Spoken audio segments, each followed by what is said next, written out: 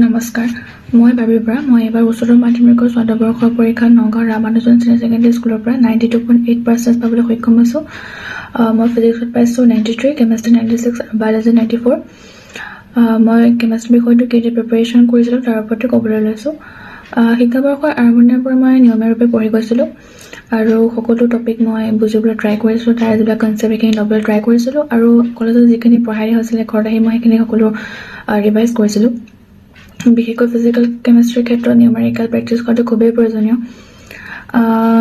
মই যি আমাৰ NCERT টেক্সট বুকত যি ইনটেক্স কুৱেশ্যন আছে, এক্সাৰচাইজ আছে আৰু যিবিলাক এক্সাম্পল কুৱেশ্যনবিলাক বহুত বেছি ইম্পৰ্টেণ্ট হয়, গতিকে সেই সকলোখিনি মই বাৰে বাৰে প্ৰেক্টিছ কৰিছিলোঁ।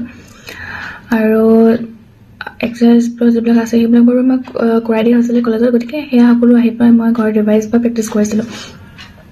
আৰু ইনঅৰ্গেনিকৰ ক্ষেত্ৰত আৰু অৰ্গেনিকৰ ক্ষেত্ৰত NCERT টেক্সটবুকখন মই খুব মানে ভালদৰে পঢ়িছিলোঁ। NCERT লাইন বাই লাইনকৈ পঢ়িছোঁ চেপ্টাৰকেইটা। অৰ্গেনিকৰ ক্ষেত্ৰত যিবিলাক ৰিয়েকশ্যন আছে সেইবিলাক মই বাৰে বাৰে ৰিভাইজ কৰিছিলোঁ আৰু কনভাৰ্চনবিলাক খুব বেছি প্ৰেক্টিছ কৰিছিলোঁ। আৰু মানে কনভাৰ্চনবিলাক বহুত বেছি প্ৰয়োজনীয়, কাৰণ প্ৰতি বছৰে দেখাই যায় আৰু প্ৰতিটো চেপ্টাৰৰ PIQ-বিলাক মই কৰিছিলোঁ। আৰু ইনঅৰ্গেনিকৰ ক্ষেত্ৰতো মই চেপ্টাৰটো লাইন বাই লাইন পঢ়ি গৈছিলোঁ আৰু তাৰো ইনটেক্স কুৱেশ্যন, এক্সাম্পল আৰু এক্সাৰচাইজ কৰি গৈছিলোঁ। মানে NCERT যিমানেই কুৱেশ্যন আছে সেই সকলোখিনি প্ৰয়োজনীয়, কাৰণ কেতিয়া কোনটোত দিয়ে গম পোৱা নাযায়, মানে সকলোখিনি ইম্পৰ্টেণ্ট। গতিকে সেই সকলোখিনি মই কৰি গৈছিলোঁ আৰু বহুত বেছি ৰিভাইজ কৰিছিলোঁ। বিশেষকৈ অৰ্গেনিকৰ যিবিলাক ৰিয়েকশ্যন আছে, ৰিয়েকশ্যনবিলাকৰ ওপৰত প্ৰতি বছৰ শ্বৰ্ট নোট দিয়ে, গতিকে সেই শ্বৰ্ট নোট মানে ৰিয়েকশ্যনবিলাক খুব বেছি পঢ়িছিলোঁ, বাৰে বাৰে ৰিভাইজ কৰিছিলোঁ আৰু কনভাৰ্চন বহুত বেছি কৰিছিলোঁ। বিশেষকৈ কলেজৰ ছাৰে বহুত কনভাৰ্চন কৰাই দিছিলে আমাক, গতিকে সেই কনভাৰ্চনৰ ওপৰত মানে প্ৰেক্টিছটো বহুত বেছি আছিলে।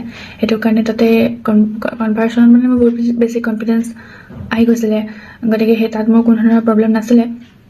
আৰু মই যেতিয়া কলেজ খোলা থাকে তেতিয়া মই 7 পৰা 8 ঘণ্টাকৈ পঢ়িবলৈ ট্ৰাই কৰিছিলোঁ, আৰু যেতিয়া দেওবাৰ হয় বা কলেজ বন্ধ থাকে তেতিয়া মই 12 পৰা 15 ঘণ্টাকৈ পঢ়িছিলোঁ। আৰু মই পেপাৰ কৰিছিলোঁ। মই নৱেম্বৰৰ ফাৰ্ষ্টৰ পৰা মানে অক্টোবৰৰ লাষ্টৰ মানৰ পৰা মই পেপাৰ কৰা ষ্টাৰ্ট কৰিছিলোঁ। আৰু কেমেষ্ট্ৰি বিষয়টোত মই কমেও 36খন পেপাৰ কৰিছিলোঁ। কেমেষ্ট্ৰিত চবতছে বেছিকৈ পেপাৰ কৰিছিলোঁ, 36খন পেপাৰ হৈছিলে। আৰু বিশেষকৈ মই 2015 চনৰ পৰা 2025 চনলৈকে যিবিলাক হায়াৰ ছেকেণ্ডেৰী বৰ্ডৰ যিবিলাক পেপাৰ সেইবিলাক কৰিছিলোঁ। মই 1:30 বজাৰ পৰা 4:30 বজালৈ এটা সময় নিৰ্ধাৰিত কৰি সেইখিনি সময়তে মই 3 ঘণ্টা সময়তে মই কৰিছিলোঁ। আৰু মানে আমি যদি এক্সামৰ 1-2 মাহ মানৰ আগৰ পৰাই যদি আমাৰ ব্ৰেইনটোক তেনেকৈ ট্ৰিট কৰি থাকোঁ তেতিয়াহ'লে আমাৰ এক্সামৰ কোনো ধৰণৰ অসুবিধা নহয় আৰু আমাৰ ব্ৰেইনটো তেনেকৈ চলিব। গতিকে পেপাৰ কৰাটো আৰু সেইটো সময়ত বিশেষকৈ 1:30 বজাৰ পৰা 4:30 বজালৈকে বহুত বেছি ইম্পৰ্টেণ্ট হয়। আৰু পেপাৰ কৰোঁতে আমাৰ প্ৰেক্টিছ বহুত বেছি বাঢ়িব, গতিকে আমাৰ যেতিয়া আমি এক্সামত লিখিম আমি ফাষ্ট লিখিব পাৰিম। আৰু বিশেষকৈ আৰু হায়াৰ ছেকেণ্ডেৰী বৰ্ডৰ যিবিলাক মডেল পেপাৰ আপলোড কৰিছে তাৰো মই বেছিকৈ 2-3খনকৈ কৰিছিলোঁ। আৰু NCERT এক্সাম্পলবিলাক ইনটেক্স কুৱেশ্যনবিলাক মানে NCERT যি কুৱেশ্যন নহওক চব কৰিছিলোঁ আৰু প্ৰেক্টিছ বহুত বেছি কৰিছিলোঁ। বিশেষকৈ ৰিয়েকশ্যনবিলাক বাৰে বাৰে ৰিভাইজ কৰিছিলোঁ। আৰু বিশেষকৈ ইউ কেন লাৰ্ণ এপটোক মই ধন্যবাদ জনাব বিচাৰোঁ। তেওঁলোকক ধন্যবাদ জনাইছোঁ। আৰু তেওঁলোকৰ এপত যি তেওঁলোকে কুৱেশ্যন মানে district wise test paper upload কৰিছিলে সেইখিনি কৰি মই বহুত উপকৃত হৈছোঁ। আৰু কাৰণ ডিষ্ট্ৰিক্ট ৱাইজ যেতিয়া মই টেষ্ট পেপাৰ কৰিছিলোঁ তেতিয়া মোৰ মানে প্ৰতিখন ডিষ্ট্ৰিক্টৰে কুৱেশ্যনৰ লেভেল বেলেগ বেলেগ আছিলে আৰু পেটাৰ্ণটো অকণ বেলেগ আহিছিলে। গতিকে যেতিয়া মই ডিষ্ট্ৰিক্ট ৱাইজ টেষ্ট পেপাৰ কৰিছিলোঁ তেতিয়া মানে মোৰ কনচেপ্টটো বিল নাছিলে আৰু মই গম পাইছিলোঁ যে এটা টপিকৰ পৰা কিমান ধৰণৰ কুৱেশ্যন হ'ব পাৰে। গতিকে ইউ কেন লাৰ্ণক মই বহুত বেছি ধন্যবাদ জ্ঞাপন কৰিছোঁ। আৰু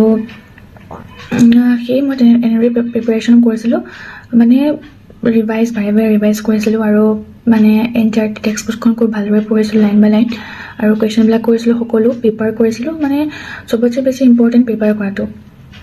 আৰু আমাৰ কলেজৰ পৰা পেপাৰ দিছিলে, গতিকে পেপাৰ বহুত বেছি মোৰ হৈ গৈছিলে, 90+ হৈ গৈছিলে আমাৰ পেপাৰ টোটেল, মানে চব ছাবজেক্ট মিলি। গতিকে পেপাৰ কৰাটো বহুত বেছি ইম্পৰ্টেণ্ট, তেতিয়া হাতো ফাষ্ট হ'ব আৰু আমাৰ প্ৰেক্টিছ বহুত বেছি থাকিলে মানে চিলি মিষ্টেকবিলাক নহয় বিশেষকৈ এক্সামত। গতিকে এনেদৰে মই প্ৰিপেৰেশ্যন কৰিছিলোঁ। আশা কৰোঁ ভিডিঅ'টোৰ জৰিয়তে যিসকল নেক্সট ইয়াৰ যিসকল কেণ্ডিডেট তেওঁলোক লাভৱান হ'ব পাৰে। ধন্যবাদ।